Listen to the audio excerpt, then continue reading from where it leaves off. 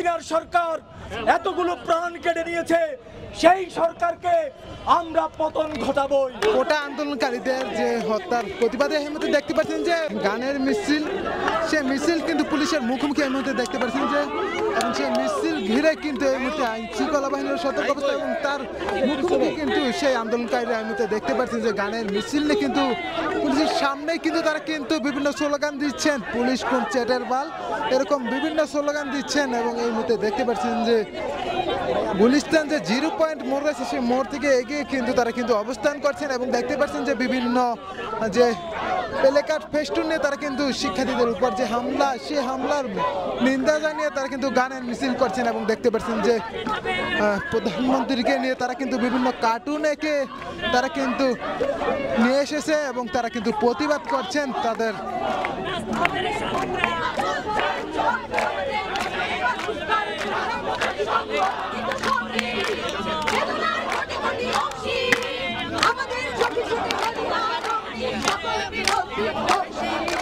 এই কালো রাত্রির সুকঠিন অর্গল কোনদিন আমরা তো ভাঙবই, মুক্ত প্রাণের সারা জানবই, আমাদের ফজলের প্রদীপ্ত স্বাক্ষরে নতুন সূর্য শিখা জ্বলবে। আমরা এখানে অবস্থান গ্রহণ করার জন্য আমাদের সংগঠনের শিল্পী কর্মী বন্ধুদের আহ্বান জানাচ্ছি।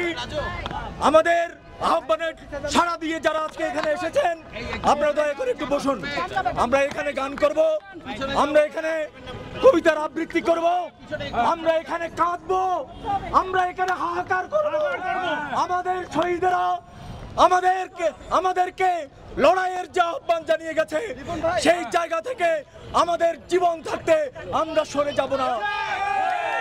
আমরা এই স্বৈরাচারী সরকার, এই হাসিনার সরকার এতগুলো প্রাণ কেড়ে নিয়েছে, সেই সরকারকে আমরা পতন ঘটাবই। আমরা ৭১-এর বীর সেনানী, আমরা ৫২-এর শহীদদের উত্তরসূরি, আমরা এরশাদের বিরুদ্ধে গণ জাগরণের সেই লড়াকু সৈনিক। আমাদেরকে লাঠিগুলি টিয়ার গ্যাসের মধ্য দিয়ে দমন করা যাবে না। বাংলাদেশের শিল্পী সমাজ, বাংলাদেশের সংস্কৃতি কর্মীরা বাংলাদেশের সমস্ত ইতিহাসের অগ্রভাগে ছিল।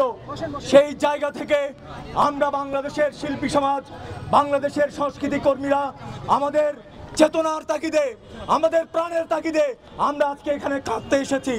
আমাদের কান্না করারও কি সুযোগ নাই? আমাদের হাহাকার করার সুযোগ নাই?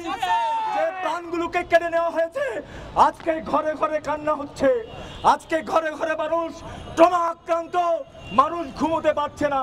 সেই ট্রমা আক্রান্ত মানুষকে আমরা সাহস দিতে চাই, আমরা বলতে চাই তোমাদের সন্তানরা গেছে, কিন্তু আমরা এখনো বেঁচে আছে 18 কোটি।